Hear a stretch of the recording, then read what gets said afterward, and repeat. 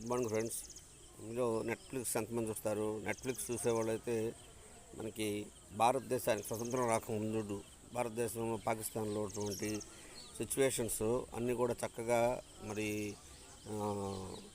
హీరా మండి అనే ఒక సిరీస్ ఉంది. బన్సాల్ తీసింది. చాలా బాగుంది చూడండి. అలాంటి అసభ్యం ఏం లేదు.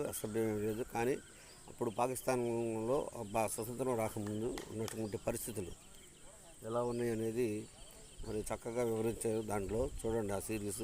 అలానే ఇంకోటి కూడా ఉంది, గోల్డెన్ ఫిష్ అని, దక్షిణ కొరియా వాళ్ళది. అది కూడా సిరీస్ అనమాట. అది కూడా బాగుంటుంది.